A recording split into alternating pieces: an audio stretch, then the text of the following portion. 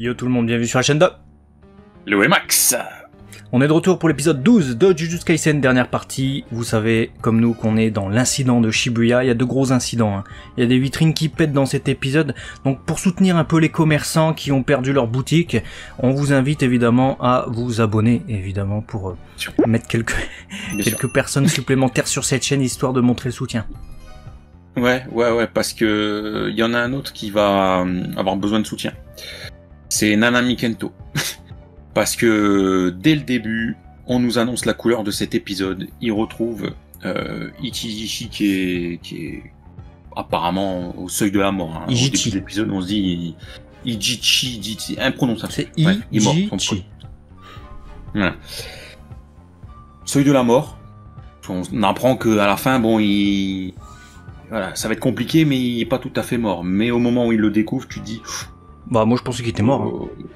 Déjà l'épisode dernier, quand je vois qu'il se fait trouer par la lame plusieurs fois, une lame de 50 cm, le gars il fait des allers-retours dans ses reins, dans ses intestins et tout, normalement t'es mort. Mais dans cet épisode, je reparlerai à la fin d'un petit truc qui est très étonnant avec certains personnages, mais je garde ça pour la fin, Ouais. Bah, on va parler, avant de parler du gros avec la colère de Nanami Kento, on va parler un petit peu des sides, de ce qui se passe. Ouais. Parce que je sais que vous attendez notre avis sur cette fameuse colère, mais on va mettre un petit peu de suspense, bien sûr. Voilà. On voit Mei Mei, alors pas une mamie, hein, mais Mei Mei, qui nous fait un petit défilé qui dure à peu près 2 heures dans les terrains. Voilà, je sais pas si tu fais ça le week-end. Dans le métro, ouais. Déambuler comme ça. Dans le métro, bah, a priori, elle a vu le nouvel opening, je pense, de Spy Family. Avec les pieds en avant et la dégaine défilé de mode. Elle fait pareil. Juste pour Ken, un petit fléau. Hein, est-ce que c'est un fléau, ce gars? Je sais même pas. Je pense. Il nous est même pas. Il a une jambe en moins, il marche normal, donc j'imagine, ouais. Il nous est même pas mis en avant dans cet épisode finalement. Et j'ai trouvé que on voulait nous mettre en avant comment dire ça, à la fois Mei Mei mais à la fois Nanami, du coup, qui sont des classes 1. Classe 1, classe 1, dites comme vous voulez. Clairement. Mais toujours est-il, qu'on nous les met en avant dans cet épisode, c'est pas pour rien. Quand on voit à la fin de l'épisode Mei Mei qui tombe face à Geto, on en reparlera tout à l'heure, mais là, dans un premier temps, tu te dis, est-ce que c'est pas finalement pour nous laver quelqu'un qui fait partie de cette classe, et qu'on se dise, d'accord, la menace est encore plus terrifiante que ce qu'on pensait. Mais cet épisode est, je pense, entièrement consacré à la mise en avant des classes 1, donc Mei Mei et Nanami. Ça commence par Mei Mei, même si c'est pas le début de l'épisode qui va la mettre en valeur, c'est plutôt après, quand elle est confrontée à l'espèce de dieu de la variole, là, où elle arrive à sortir sans aucun problème. Alors qu'elle est dans une extension de territoire, elle sort comme si de rien n'était. Donc évidemment, c'est ce genre de procédé, de plot twist qui nous fait nous dire, ouais, mais tu peux pas les tester, tu vois. Et au même titre, je trouve que on voit la levée de rideau, etc., de Megumi, de Yuji, etc. Tu sens que il y a une mise en valeur aussi de ces deux gars-là, et encore plus de Yuji, je sens que cet incident de Shibuya est en train d'émanciper vraiment le talent naturel, le don inné en tant qu'exorciste que peut avoir et que va avoir Yuji Itadori. Tu sens qu'il est à part, ce gars. C'est-à-dire, tu vois des levels de fou. Et tu te dis, le gars, il y a quelques mois, il savait même pas ce que c'était qu'être exorciste. Et là, il va taper des levels incroyables. Donc, je suis d'accord avec toi. C'est vraiment une sorte de montée en puissance, une exposition des différentes puissances. Et voilà, bon, il y en a qui brillent un petit peu moins. Nobala, bon, elle fait ce qu'elle peut avec ses clous. Hein. J'ai trouvé que, tu vois, Nobala, elle était pas à la hauteur. Alors, évidemment, elle brille quand elle met son clou dans la main qui reste au plafond comme on s'appelle les espèces de ventilateurs là. Mais à part ça. Non, tu sens qu'elle se serait fait... Catastrophe son combat. Elle allait se faire casser par le chevelon américain là. Je me suis dit heureusement que Nanami est arrivé, hein, parce que c'était dramatique ce qui se passait. Et c'est là que tu vois la différence de niveau de ouf entre rien que Nobala et Itadori, parce que Itadori et Megumi on les a vus dernier épisode. On a vu qu'ils se battaient contre Netelo, ils ont gagné. Là, Nobala, elle envoie des clous à distance et tout, mais en plus, il est même pas rapide, l'américain, là. Je vais l'appeler l'américain, parce qu'il se donne un genre, mais il est lent, physiquement, il est faible, il a son sort inné qui le protège, il sait même pas c'est quoi son sort inné, le gars. T'es qui, gars? Qu'est-ce que tu fais, là, en fait? À Nobala, va falloir travailler, parce que là... Il y a des menaces bien plus importantes dans l'univers de Jujutsu Kaisen, et c'est vrai qu'il y a un fossé qui est en train de se créer. Pourtant, elle a été recommandée pour être promue, me semble-t-il, Nobala. Ouais, ils ont pas regardé ses œuvres, à mon avis. Ils ont regardé taper des fléaux à 2 balles, mais ils ont pas vu son combat contre l'américain pour protéger Nita. Elle a rien protégé du tout. Nita, normalement, artère fémorale perforée, elle est morte, normalement. Et ça, je vais en parler en fin d'épisode des blessés. Des blessés, parce que ce sont des blessés dans cet épisode. Il y a pas de mort. Ouais, bah écoute... Mais bon, c'est pas un épisode à l'avantage de Kugisaki, c'est un épisode à l'avantage de Nanami, évidemment. Ah bah, Nanami, bah écoute, parlons-en, on va rentrer dans le vif du sujet de Nanami Kento. Déjà, il m'a chauffé dès le début de l'épisode. Je l'ai vu en mode, ils vont me le payer. Je me suis dit, qu'est-ce qu'il va faire? Et on le voit déambuler petit à petit. Tu le vois là, débarquer dans ce centre commercial là. Et là, je me suis dit, oh putain, casser la vitre, il est pas content. Il va Vraiment, je me suis dit, mais je m'attendais pas à ce que l'animation, le car design de ce passage-là le fasse devenir monstrueux en fait. Tu sens la froide et noire colère du gars. C'est Broly. Il devient Broly. Après, je rappelle quand même, pour ceux qui ont oublié, mais une de ses caractéristiques, c'est d'augmenter sa puissance physique. Donc il fait ça avec son énergie occulte, et là, vraiment, il devient mastoc comme ça. L'autre, il essaie de lui faire un kick dans les abdos, ça marche pas. Il fait, merde, je suis tombé contre qui? Et heureusement qu'il a son énergie occulte dans un premier temps, mais ça va pas le sauver, puisqu'on imagine qu'il s'est fait laver, et on espère qu'il est mort. À la fin d'épisode, on sait pas bien dire ça, mais c'est pas le gentil du truc, on est dans un manga, ça va, je pense qu'on peut espérer qu'il est mort. Il s'est pris des panneaux sur la tête et tout, le gars. Même à la limite, oui, c'est comme tu le dis, c'est un peu jouissif dans le sens où il a fait que des mauvaises actions, il a tué tous les camarades de Nanami, il était en train de torturer Nita, Kugisaki lui a mis un pain, là tu te dis bon, il y en a marre, il y en a assez, tu rigoles même presque de ce qui lui arrive, t'es là, tu te dis putain, là il rigole plus Nanami, là ça y est, là en fait tu te sens emporté avec Nanami, t'es vénère avec lui, t'es en mode si j'étais et là t'es vas-y Nanami, tu vois, je suis d'accord. Il lui a décollé des patates, mais c'est ce que j'appelle des patates de forain. Tu vois, dans les fêtes foraines, quand tu dois taper dans le point et essayer d'atteindre 999, je pense Nanami, il atteint 100 000, mais il explose la machine. C'est cathartique, t'es un peu là en mode, vas-y, tu vas nous libérer du truc, et puis on va... c'est un truc qui marche de toute manière dans les shonen manga. Et là, ils l'ont fait avec Nanami, et ça marche plutôt bien, parce que c'est pas un ennemi non plus à sa hauteur, c'est un ennemi beaucoup trop faible pour lui. Mais c'est pour montrer aussi le niveau, l'écart de ouf entre les classes 1 et Kugisaki, et il a été renforcé par le fait que aussi Kugisaki, elle était pas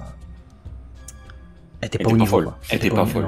Mais j'ai vraiment kiffé en plus. Les ralentis volontaires quand il envoie ses pains, etc., pour vraiment que tu savoures quelques secondes supplémentaires, la rapidité finalement à laquelle il a dû décocher son point, tu vois. Mais vraiment, toi, tu le vois au ralenti en mode, regarde ce qu'il va lui mettre. Ouais, non, c'était kiffant. Je m'attendais pas à ça, mais vraiment, je m'attendais pas en lançant mon épisode à avoir un blondin agent immobilier vénère. Bon. Quand l'autre là, l'américain, il traverse la vitre et qu'il finit dans la vitrine, tu te dis merde, il est pas mort. Du coup, le spectateur, il s'attend à quoi? Il s'attend à ce que Nanami revienne, et l'autre surtout, il dit il va se barrer. Donc tu t'attends à ce qu'il casse sa bouche. Et c'est ça que t'attends en tant que spectateur. C'est pas bien. Ouais. Ça joue sur nos pulsions colériques. Ouais. Voilà. Ouais. C'est pas bien du Jujutsu Kaisen de faire ça. C'est bien, mais c'est pas bien. C'est ça. Après, on prend plaisir à regarder, j'ai envie de dire. Mais c'est vrai qu'il joue sur ça. Après, pour passer sur tout ça, Nanami, grand vainqueur de cet épisode, fallait pas l'énerver, et je pense qu'on partage tuer ses camarades comme ça. Surtout qu'on nous a bien exposé son passé, lui. On l'a vu première partie de saison, un de ses camarades qui était mort et tout, il a rien pu faire. On touche pas ses camarades. Commencez pas à faire des dingueries comme ça, il va pas être content. On a vu la force des classes. Une, moi j'aimerais bien savoir la force qu'ils ont, les classes 1 comme les pas classe 1 finalement, hein, en tant que médecin. Parce qu'ils ont l'air d'avoir des connaissances. Alors. Ça c'est un truc... Parce que ça commence par Ino, je vais faire dans l'ordre du moins grave au plus étonnant. Ça commence par Ino qui perd une gerbe de sang incroyable face à Fushiguro, on peut faire une petite parenthèse sur lui aussi et en parler. Dans le dernier épisode, donc on se dit Ino, mal parti, il va mourir. Là il tombe d'un immeuble, il se fait rattraper de justesse et tout. Moi je me suis dit, il est mort le gars. Pas du tout. Il y a médecin Megumi, parce qu'apparemment il est médecin, il fait non c'est bon, il est stabilisé. Ah ouais, donc il y a peut-être des hémorragies internes, tu le sais pas, mais il est stabilisé, d'accord, ok. Donc je savais pas, il était médecin Megumi, merci. Donc Ino, d'accord, Fushiguro, parenthèse. Bah écoute, le vrai Fushiguro prend possession du corps du petit-fils. La vieille ne s'attendait pas à ça, et c'est à son détriment vu qu'elle se fait tuer. Donc qui est pris au piège qui croyait prendre. Cette expression ne veut rien dire, j'ai mélangé deux trucs, mais vous avez compris. Voilà. Est-ce que tu veux ajouter un truc sur ça? Moi j'ai hâte de voir ce que ça a donné. Ouais, non, moi j'ai hâte de voir effectivement comment il va revenir entre guillemets à la vie, ce perso là. Il a l'air d'être ressuscité. Bah ouais, bah encore cette histoire de les souvenirs du corps, les souvenirs de l'âme. En fait, l'un ne va pas sans l'autre, blabla. Bon, lui, il a réussi à outrepasser les choses. Et en gros, les souvenirs du corps est supérieur à l'âme du gars. Je pense qu'il avait son propre corps, je sais pas si je suis clair, mais en gros c'est ça. Sais, voilà, il y a pour moi ça teasait un truc, tu te rappelles, on avait théorisé sur Geto qui allait peut-être reprendre, tu vois, le cerveau possède le corps de Geto, et pour lui c'est son âme à lui qui va être supérieure au corps de Geto. Mais si le souvenir du corps de Geto se retourne contre le gars qui est dans le corps, typiquement un peu la résistance qu'on a cru voir à un moment donné, je pense que c'est ce qui va se passer, et ça nous est teasé avec le revirement où quelqu'un de suffisamment puissant comme Fushiguro peut se retourner contre le petit-fils, parce qu'il est pas assez résistant. Je pense qu'on va avoir ça aussi avec l'espèce de fléau qui abrite... qui habite. L'espèce de fléau qui habite dans le crâne de Geto. Je pense que ça nous tease ça. Pour revenir sur les médecins... Ça peut même aussi nous... Ouais, attends, juste avant sur les médecins, tu dis, ça peut même nous teaser Sukuna et Yuji. Si à un moment donné, oui. Tu vois, il y a deux entités, mais si c'est le corps on nous le matérialise, tu vois. Mais effectivement, si le corps, enfin, comment je peux dire ça? Si l'âme de Yuji ou le corps de Yuji est supérieur à Sukuna ou je sais pas quoi, et que du coup ça l'entrave, ça peut forcer Sukuna à un moment donné à dire tu me casses les, je vais changer de corps pour pouvoir m'exprimer en tant que tel. Et ça peut du coup créer cette division entre Sukuna et Yuji à un moment. Voilà, c'est tout ce que je voulais dire. On peut revenir sur les médecins. Pour revenir sur les médecins, phase 2, Nita qui se fait percer normalement en artère fémorale, tout ça, la jambe, plus rien qui va. Bon, à la limite, tu dis il a pas touché l'artère avec ses 150 coups d'épée dans la jambe, d'accord. Comment elle fait pour s'asseoir? Juste après, t'as Nanami, il arrive, elles sont là, assises à boire le thé. Non, vous venez pas avec moi, je vais m'occuper du truc tout seul, etc. Il fait le gars bresson, elle est ok, on écoute et tout. Comment tu t'assois? Déjà, tu te prends une punaise dans les fesses, tu peux pas t'asseoir. Tu te prends un coup de pied au niveau de la hanche, là, tu peux pas t'asseoir. Elle est perforée toute la jambe, là, elle arrive à s'asseoir. Donc il y a des médecins, donc à mon avis, il doit avoir de super techniques en médecine. J'ai regardé un peu sa fiche à Nanami pour voir s'il avait des capacités dans ce domaine. J'ai rien vu. Donc à moins que vous ayez des infos, mais qui spoilent pas. Parce que il doit être super médecin, parce que entre ça et le fait qu'il stabilise Ichiji, qui pour moi était mort, qui s'est fait refaire l'entièreté du ventre, hein, Ichiji. Mais Nanami arrive et vas-y, c'est bon, t'es guéri. Il me semble que parce que justement Nanami il dit ouais, il voulait devenir exorciste, donc du coup il avait des bases, donc il a pu en gros se sauver. Je pense qu'il doit y avoir un système de quand t'es exorciste, de savoir canaliser peut-être ton énergie occulte, ou ton énergie occulte, t'arrives à le concentrer là où t'as ton hémorragie pour éviter un saignement massif, je sais pas, enfin voilà, il doit y avoir un dose qui te permet de ralentir ta mort, de te donner un peu plus de temps avant de... Mais ça, faut le donner dans l'épisode, tu vois, faut expliquer pour Nita, faut expliquer pour Ino, faut... Ouais. Voilà, ça m'a surpris. C'est le point pour moi négatif de l'épisode. C'est pas un gros point négatif, mais on va pas faire les aveugles, on va pas faire la mauvaise foi en mode c'était tout à fait logique qu'il y ait aucun mort. Surtout qu'on s'attendait à de la mort après l'épisode dernier. Après tout ce qu'on a vu, on s'attendait au moins à Ichiji ou Ino mort. Là, il y en a 3 qui sont grièvement blessés. Il y a 0 mort. Hein. Tout va bien.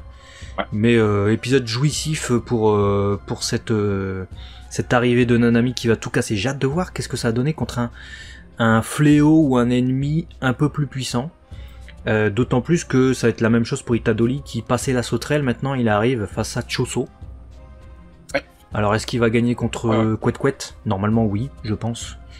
Ouais, bon, à mon avis ça va être un combat de fou, mais je pense qu'à mon avis il va réussir